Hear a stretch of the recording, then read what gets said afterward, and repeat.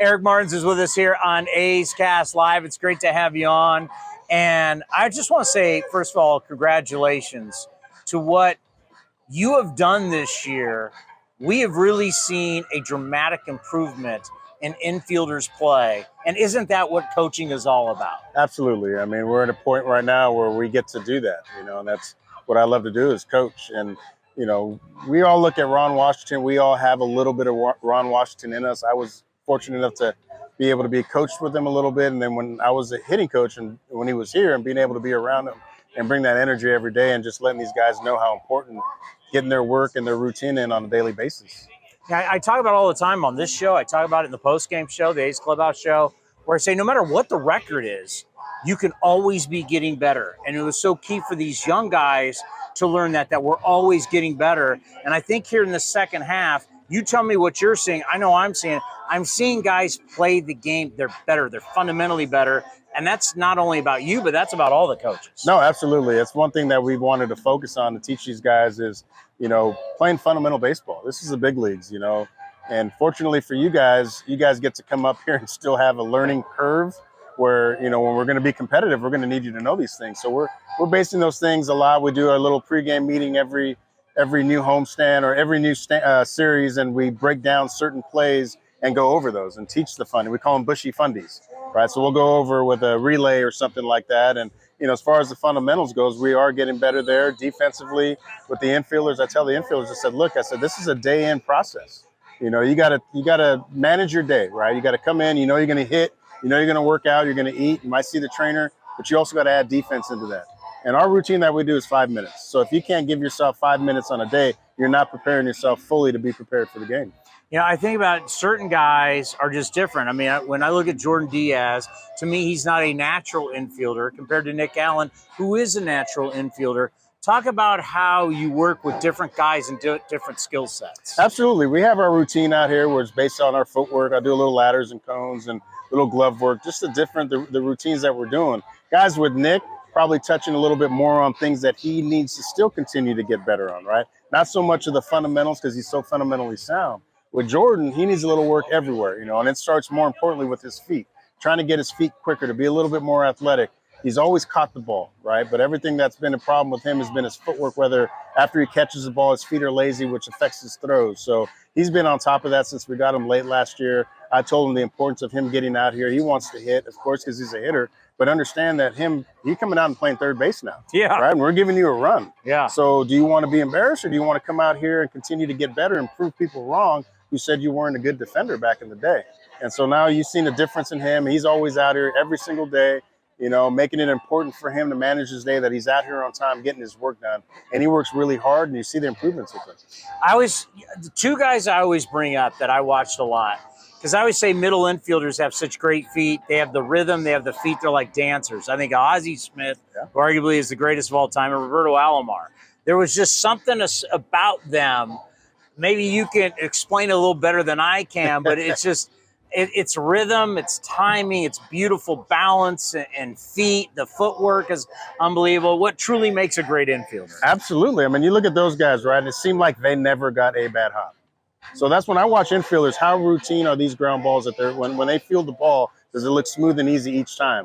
And when you watch it from the side, when you watch it on TV, it just looks like they're in rhythm each time. But it's the prep work before that. It's the reading of the hops, the first step, how they're breaking down, they're getting themselves in a position to field the ball clean, using their feet and their hands together to make the throw across the diamond. It's all the stuff that happens before they field that ground ball that is really important. And so those guys, I mean, Robbie was so easy. He was so fun to watch. One of my favorites. Vizquel was one of the best as well. Ozzie was just so acrobatic. I mean, the list goes on and on of infields. You watch Correa. I mean, Correa makes plays that, I mean, it's pretty nice to watch him, the way he moves and gets good angles. Bregman, I mean, Chappie, of course, I'm fortunate to have those guys. But, I mean, it's all about the footwork, the timing, the rhythm, making it look effortless when in turn, I mean, they've put themselves in a good position to make the play look the way it is. Well, you have that experience with Chapman going back to when he was a kid. Yeah, I had Chappie since he was 12 years old, and I was blessed to coach him a little bit when I was scouting. I had him on my scout ball team, and then obviously drafting him and working with him here. And he's a special kid, and he takes his craft serious. And that's what I try to tell these guys. I said, you watch the best at their position. You watch the Olsons, the Chapmans, the Simeons. They're superstars. But they're out here every single day still getting their work in because it's important to them. You guys are trying to make a name for yourself and you want to kind of maybe come out here half in, half out. That's not going to happen here. And that's not going to work here. And those guys are taking it together. They've taken it to the next step of being out here. And now we go out, we take our ground balls, and it's fun. There's energy out there. They're competing. They're talking. And now their defense is fun to them. They come out, they get their work in. They're having fun with it. And it's not hard work. You know, it's just touching base, a little bit of footwork, your handwork. Boom, 5 minutes, you're done for the day. You've touched on your defense. We're ready to go. You're fully prepared for the game. And whatever happens, happens now. When they make plays on the field, you're seeing the improvements on even Diaz's throws, on his first steps. Look, he's never going to be a guy that's going to be rangy and have the best feet, but he can be pretty good. Like we had him at second base last year and a little bit this year, and he made improvements because he felt confident. And fielding is confidence, and you get the confidence from the work that you do on the side. And for me, the most important stuff that we do on a daily basis to help our defense is on the side right here. It's not the ground balls we take during BP. It's not even the ground ball work. It's the stuff we do on the sides right here. How about that guy at second base right now? Because I don't think a lot of people realize how big Zach Geloff is. He was drafted as a third baseman. Yep. He's 6'3".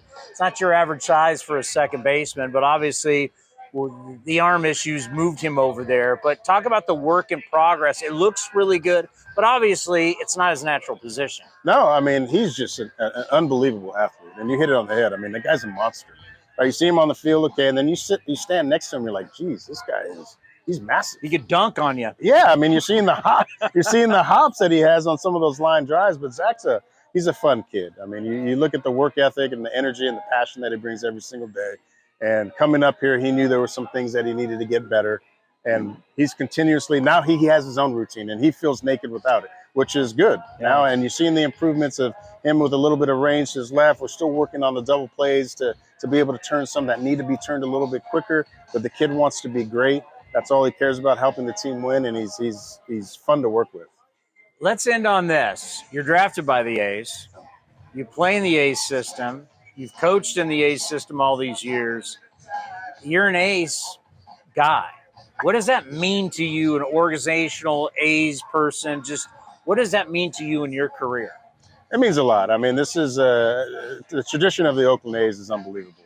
You know, I've been blessed to be here for 20-something plus years, played, scouted on top of that, coached now and here in the big leagues. And, you know, this is what I want to do. This is kind of my personality, you know, grindy kind of, you know, we don't have the best stuff, but we make do, we get out there, we get after it. Kind of like my college mantra of being a dirtbag when I was at Long Beach State. It's kind of what I'm accustomed to doing, you know, and this is kind of what I like to do and get those gritty type guys and make them better and want them to work. And, you know, but the organization, I mean, I've been blessed to be here and then bringing me back every single year. And I've kind of done everything now. It's crazy. You know, everyone wants, what do you want to do when you grow up? I'm like, God, I don't know. I've done everything now. You're doing it. I'm doing it. So it's just like, I just continue to go out and blessed with the opportunities that they give me. And, you know, being a third base coach and an infield coach I've been a hitting coach. It's been fun. And, you know, I love this organization and I'm just blessed to be here and be part of it for this long. Well, once again, to me, it's the biggest thing is, are people getting better? No matter what your skill level is, no matter how good you're going to be, all human beings, when they work hard, at some point start to get better. Yeah. And that's really what we've seen with your infielders. So I just want to say congratulations. We wanted to bring it up here because we know it's been a tough year, but as a coach, your pupils, they're getting better, and that's a big deal. I appreciate it. And I think they're seeing it too, and they're getting more confident. So it's fun to do. Great stuff. And next time we'll talk to you, we'll be down spring training. All right. Sounds good, Dan. Appreciate it.